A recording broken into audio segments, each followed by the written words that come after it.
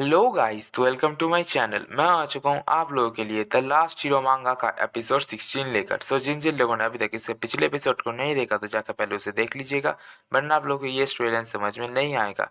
और जिन जिन लोगों ने अभी तक मेरे चैनल को सब्सक्राइब नहीं किया तो मेरे चैनल को सब्सक्राइब कर लो, वीडियो को लाइक कर देना। चलिए इस एपिसोड को शुरू करते हैं।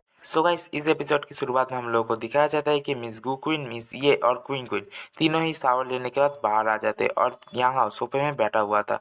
तो शावर लेने के बाद बाहर आने के बाद गू क्वीन यहाँ उसे कहते हैं कि माफ़ करना, हम तीनों को शावर लेने में थोड़ा ज़्यादा ही वक्त लग गया, इसी वजह से तुम्हें थोड़ा इंतज़ार करना पड़ा, प्लीज़ इसके लिए माफ़ कर देना। उसके बाद यहाँ गू क्वीन की तरफ क्वीन क्वीन की तरफ देखने लगता है।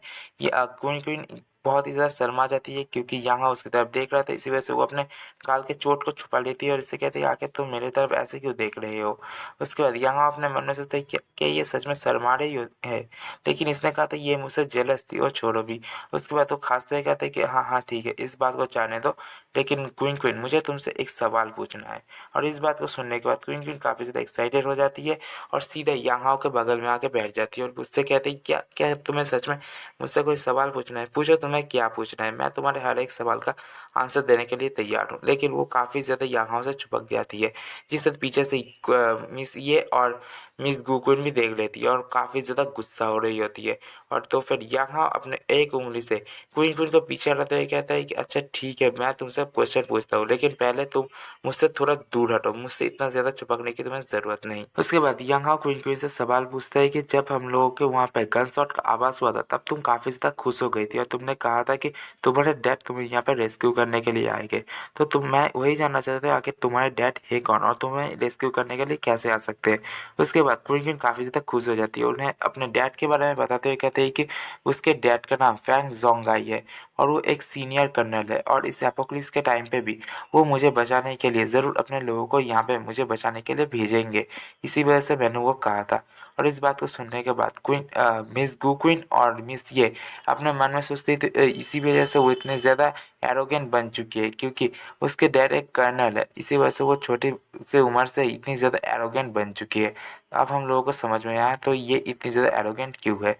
उसके बाद मिस गुपिन कहती कि अच्छा ठीक है, तो अब जब हम लोग यहाँ पे दोबारा से मिल चुके हैं तो फिर हम लोग दोबारा से अपना अपना इंट्रोडक्शन देते हैं जिससे कि हम लोग एक दूसरे के अच्छे तरीके से जान सके। और इस बात को सुनने के बाद मिस ये कहती है हाँ मैं भी इसमें एग्री करती हूँ। उसके बाद मिस गुपिन अपना इंट्रोडक्शन पहले देती है।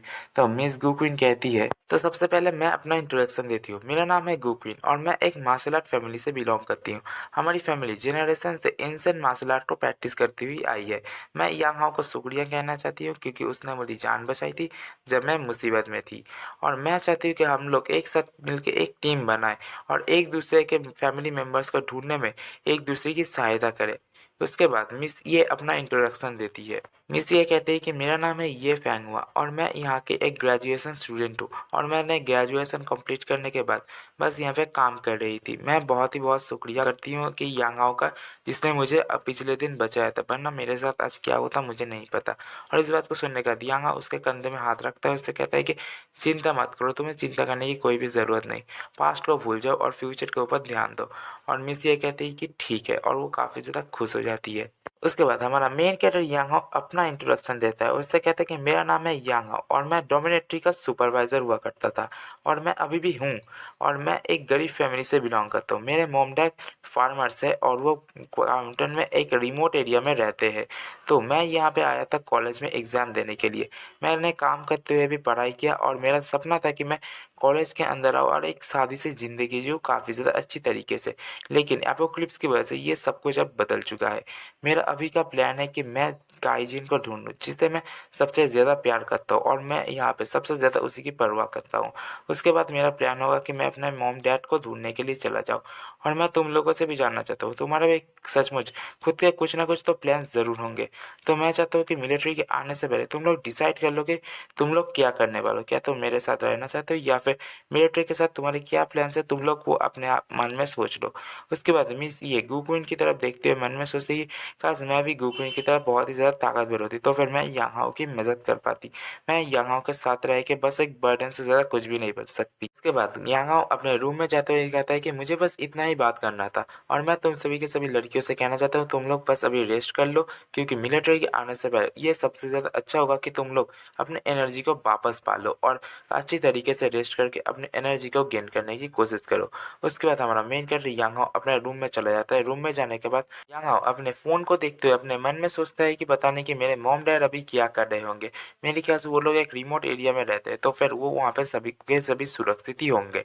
उसके बाद हम लोग को पीछे एक साया को दिखाया जाता है। पता नहीं क्या ये लड़का है या लड़की, ये आप लोगों को पता चल जाएगा, लेकिन वो पीछे से हमारे मेन कैरेक्टर के पास आ जाती है और वो सीधा आके हमारे मेन कैरेक्टर को कंधे से पकड़ लेती है। और हम लोगों को यहाँ पे दिखाया जाता है कि इसके एक चीज़ को देख के समझा जा सकता है कि ये एक लड़की है और वो सीधे पीछे से यांग हाओ का हक कर लेती है, जिसे यांग हाओ भी अब नोटिस कर लेता है। और नोटिस करने के बाद उड़ने के बाद उसे पीछे से पकड़ता है, पीछे से पकड़ के नीचे लेटाता है, कहता है कि आखिर तुम कौन हो और यहाँ पे क्या कर रही हो। लेकिन हमारा मेन कैरेक्टर यांग हाओ अचानक से शॉक्ड हो जाता है उसे देखकर और वो कहते हैं कि क्वीन क्वीन आखिर तुम यहाँ पे कर क्या रही हो। उसके बाद क्वीन क्वीन यांग हाओ से कहते हैं कि यांग हाओ ये मैं हूँ, मुझे छोड़ दो, मैं बस यहाँ पर तुमसे बात करने के लिए आई हूँ और तुमसे माफ़ी मांगने के लिए आई हूँ। उसके बाद हम लोग को दिखाया जाता है कि यांग हाओ ने किस पोजीशन में क्वीन क्वीन क्वीन को पकड़ा होता है। गाइस ये सच में काफ़ी ज़्यादा कमाल का पोजीशन है।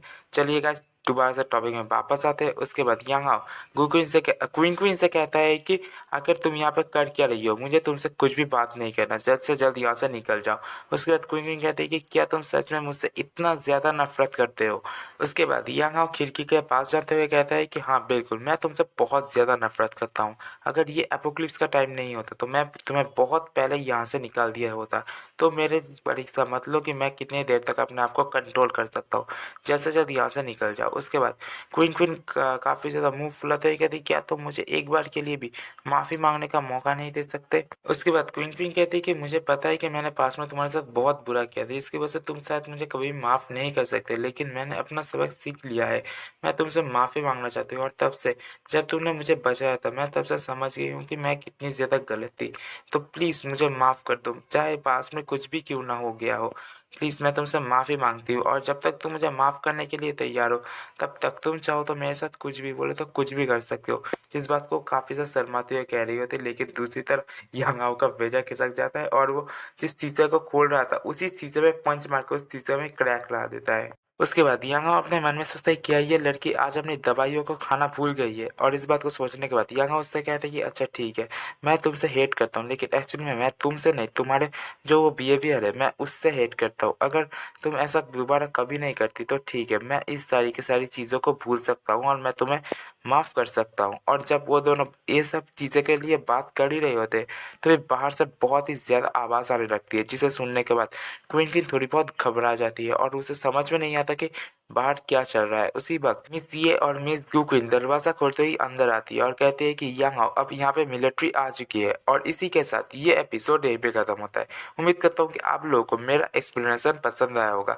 अगर आप लोगों को मेरा एक्सप्लेनेशन पसंद आया तो वीडियो को लाइक और चैनल को सब्सक्राइब जरूर से कर लीजिएगा। अपने दोस्तों के साथ इस वीडियो को शेयर जरूर से कर दीजिएगा और मेरे चैनल को सब्सक्राइब कर दीजिएगा। और जो जो लोगों ने मेरे चैनल को सब्सक्राइब नहीं किया तो प्लीज़ गाइस मेरे चैनल को सब्सक्राइब कर दो। मैं ऐसे ही और भी मांगा को एक्सप्लेन करता रहता हूँ। और गाइस अगर आप लोग को ये एक्सप्लेनेशन पसंद आया होगा तो कमेंट सेक्शन में कमेंट करके बता दीजिएगा कि मेरा एक्सप्लेनेशन आपको कैसा लगा। सो गाइस मिलते हैं नेक्स्ट एपिसोड में, लेकिन उससे पहले अगर आप लोग को बैकग्राउंड नॉइस आया होगा तो इसके लिए मैं माफ़ी मांगता हूँ। चलिए गाइस मिलते हैं नेक्स्ट डे या फिर नेक्स्ट एपिसोड में, तब तक के लिए बाय बाय गाइस।